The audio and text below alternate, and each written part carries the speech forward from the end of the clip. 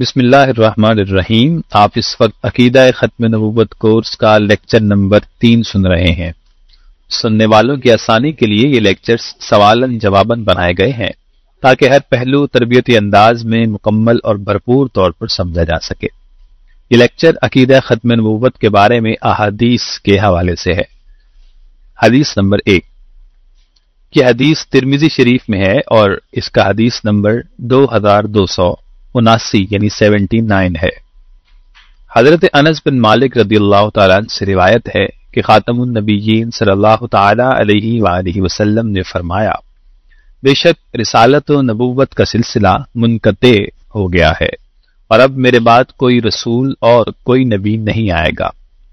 اس حدیث سے ہمیں رشد و ہدایت ملتی ہے کہ رسالت و نبوت کا ملنا اب ختم ہو چکا۔ اب کوئی ولی، متقی، مومن کسی بھی درجے کا ہو مگر نبی نہیں ہو سکتا، کیونکہ اللہ کی طرف سے نبوت ملنے سے نبی ہوتا ہے اور وہ ملنا ممکن نہیں رہا۔ حدیث نمبر 2، یہ حدیث بخاری شریف میں ہے اور اس حدیث کا نمبر 3341 ہے۔ حضرت جابر بن عبداللہ رضی اللہ تعالیٰ عنہ سے روایت ہے کہ خاتم النبیین صلی اللہ تعالیٰ علیہ وآلہ وسلم نے فرمایا، بے شک میری اور سابقہ انبیاء کی مثال اس آدمی جیسی ہے جس نے ایک گھر تعمیر کیا، اسے خوبصورت بنایا اور عمدہ بنایا، لیکن ایک اینٹ کی جگہ خالی رکھی۔ لوگ اس گھر کے گرد چکر لگاتے اور خوش ہو کر داد دیتے اور کہتے کہ یہ ایک اینٹ کیوں نہیں لگائی؟ بس اس عمارت نبوت و رسالت کی وہ آخری اینٹ میں ہوں اور میں ہی آخری نبی ہوں۔ اس حدیث میں رشد و ہدایت دیتے ہوئے واضح طور پر مثال سے سمجھایا گیا ہے اور عقیدہ ختم نبوت اور آپ صلی اللہ تعالیٰ علیہ وآلہ وسلم کا آخری نبی ہونا لازمی عقیدہ قرار دیا گیا ہے اور نئے نبی کا تصور بالکل ختم کر دیا گیا ہے۔ حدیث نمبر 3، یہ حدیث بخاری شریف میں ہے اور اس حدیث کا نمبر 3455 ہے۔ حضرت ابو ہریرہ رضی اللہ تعالیٰ عنہ سے روایت ہے کہ خاتم النبیین صلی اللہ تعالیٰ علیہ وآلہ وسلم نے فرمایا، پہلے زمانے میں بنی اسرائیل کی قیادت ان کے انبیاء ہی کرتے تھے۔ جب کسی نبی کا وصال ہوتا تو اللہ تعالیٰ دوسرے نبی کو مبعوث فرما دیتا، یہاں تک کہ اللہ تعالیٰ نے مجھے نبی بنایا۔ اب میرے بعد کوئی نبی نہیں آئے گا، ہاں میرے بعد میرے بہت سارے خلفاء ضرور ہوں گے۔ اس حدیث میں واضح رشد و ہدایت کے طور پہ اعلان کیا گیا ہے کہ اس امت کا قائد میں ہوں اور آخری نبی اور رسول ہوں، اور خلفاء سے مراد خلفاء راشدین، ائمہ اہل بیت اور علماء ربانیین ہیں، کیونکہ خدائی خلافت کو نبوت و رسالت کہا جاتا ہے اور نبی کی خلافت کو خلافت و امامت اور ولایت کہا جاتا ہے۔ خدائی خلافت کا آخری خلیفہ حضرت محمد بن عبداللہ جناب رسول اللہ صلی اللہ علیہ وسلم ہے اور مصطفی خلافت و امامت و نیابت کا آخری خلیفہ حضرت امام مہدی سلام اللہ علیہ ہے۔ ان پر امامت و خلافت اور ولایت و نیابت مکمل ہو جائے گی اور ان کی علامات آگے ذکر ہوں گی۔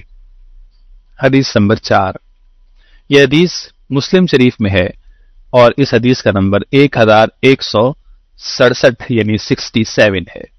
حضرت ابو ہریرہ رضی اللہ تعالیٰ عنہ سے روایت ہے کہ خاتم النبیین صلی اللہ تعالیٰ علیہ وآلہ وسلم نے فرمایا، مجھے تمام انبیاء پر 6 خصوصیات دی گئی ہیں۔ نمبر 1، مجھے جوامع الکلم عطا کیا گیا، یعنی کثیر المعنی اور ہر زمانہ و حال کے مطابق احکامات دیے گئے ہیں۔ نمبر 2، مجھے سب سے زیادہ رعب و دبدبہ دیا گیا۔ نمبر 3، مال غنیمت کو میرے لیے حلال کر دیا گیا۔ نمبر 4، تمام زمین میرے لیے پاک یعنی قابل سجدہ بنا دی گئی۔ نمبر 5، مجھے ساری مخلوقات کا نبی بنایا گیا۔ نمبر 6، مجھ پر نبوت و رسالت کو مکمل کر دیا گیا۔ اس حدیث سے واضح رشد و ہدایت ملتی ہے کہ دیگر خصوصیات مبارکہ کے ساتھ ساتھ آپ کا افضل ترین رسول ہونا اور تمام کائنات کا نبی ہونا اور آخری نبی ہونا بھی واضح ہے۔ حدیث نمبر 5، یہ حدیث جامع ترمذی میں ہے اور اس حدیث کا نمبر 3686 ہے۔ حضرت ابو سعید خدری رضی اللہ تعالیٰ عنہ سے روایت ہے کہ خاتم النبیین صلی اللہ تعالی علیہ وآلہ وسلم نے فرمایا، اگر اللہ میرے بعد کسی کو نبی بنانا چاہتا تو عمر کو نبی بناتا۔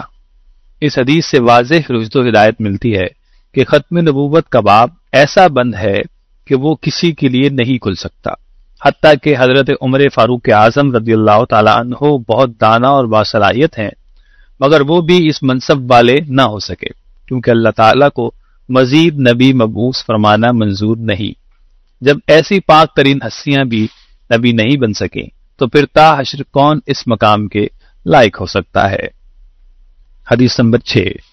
یہ حدیث بخاری شریف میں ہے اور اس حدیث کا نمبر 4154 ہے۔ حضرت ام المؤمنین ام سلمہ رضی اللہ تعالیٰ عنہ سے روایت ہے کہ خاتم النبیین صلی اللہ تعالیٰ علیہ وآلہ وسلم نے حضرت مولا علی المرتضیٰ کو غزوہ پر جاتے ہوئے مدینہ طیبہ کا امیر مقرر کیا، تو امیر المؤمنین نے عرض کیا، یا رسول اللہ صلی اللہ علیہ وسلم، کیا اب میں بچوں اور عورتوں کا نگران بنوں؟ اس پر آپ صلی اللہ علیہ وسلم نے فرمایا، کیا تم اس بات پر خوش نہیں کہ تم یہاں میرے نائب بن کر ایسے رہو جیسے حضرت موسیٰ علیہ السلام کے لیے ان کے بھائی ہارون رہے تھے، مگر یہ فرق ہے کہ ہارون نبی تھے اور میرے بعد کوئی نبی نہیں ہو سکتا۔ اس حدیث سے رشد و ہدایت ملتی ہے کہ حضرت علی کرم اللہ تعالی وجہہ الکریم، باب العلم، باب الحکمت، شیر خدا، اخی رسول، زوج بطول، اپنی تمام در صلاحیتوں کے باوجود نبی نہیں ہو سکے، کیونکہ سلسلہ نبوت و رسالت مکمل ہو چکا۔ ختم نبوت کی پختگی کے لیے آپ نے حضرت علی سے نبوت کی نفی فرمائی تاکہ امت کبھی اس معاملے میں دھوکہ نہ کھا سکے۔ حدیث نمبر 7۔ یہ حدیث ترمذی شریف میں ہے اور اس کا نمبر 2219 ہے۔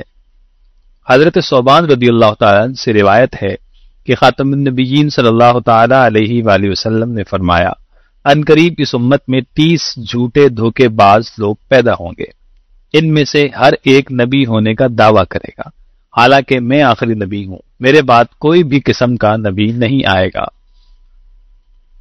حدیث نمبر 8۔ یہ حدیث مسند احمد بن حنبل میں ہے اور اس کا نمبر 23406 ہے۔ حضرت سیدنا حذیفہ بن یمان رضی اللہ تعالیٰ عنہ رازدار رسول اللہ صلی اللہ علیہ وسلم سے مروی ہے کہ صاحب علم غیب نبی، معصوم و بے عیب نبی صلی اللہ تعالیٰ علیہ وآلہ وسلم نے فرمایا، میری امت میں بہت سارے جھوٹے نبی پیدا ہوں گے جن کی تعداد 27 کے قریب ہے، ان میں 4 تو عورتیں ہوں گی اور باقی سب مرد ہوں گے، حالانکہ میں آخری نبی ہوں اور میرے بعد کوئی بھی نیا نبی نہیں ہو سکتا۔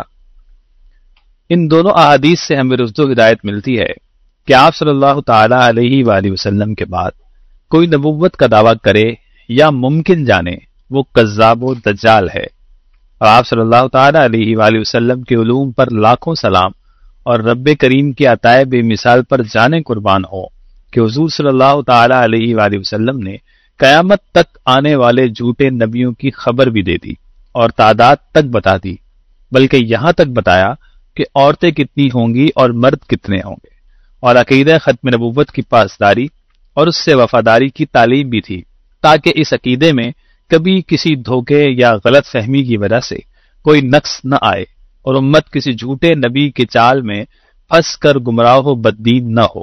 نیز جھوٹے نبیوں کی تعداد کسی روایت میں 30 سے زیادہ اور کسی میں 30 اور کسی میں 27 بیان ہوئی۔ اس کی وجہ یہ ہے کہ یہ محاورہ ہے، جس کا مطلب یہ ہے کہ ان کی تعداد 40 کے اندر ہوگی، اس سے زائد نہ ہوگی۔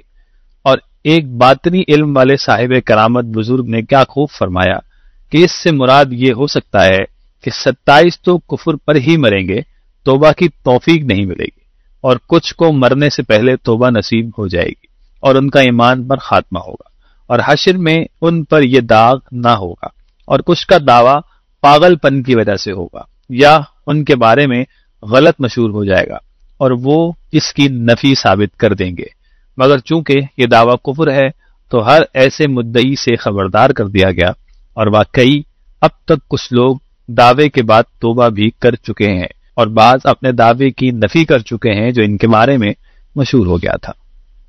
حدیث نمبر 9۔ یہ حدیث مسلم شریف میں ہے اور اس حدیث کا نمبر 1394 ہے۔ حضرت ابو ہریرہ رضی اللہ تعالیٰ عنہ سے مروی ہے کہ خاتم النبیین صلی اللہ تعالیٰ علیہ وآلہ وسلم نے ارشاد فرمایا، بے شک میں تمام نبیوں میں سے آخری نبی ہوں اور میری مسجد نبیوں کی تعمیر کرتا مساجد میں آخری مسجد ہے۔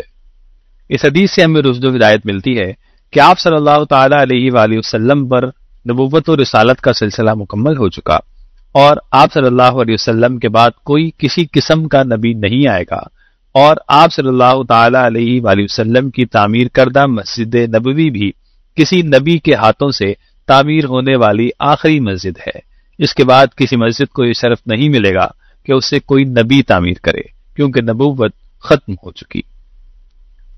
حدیث نمبر 10، یہ حدیث مسند احمد میں ہے اور اس حدیث کا نمبر 21618 ہے۔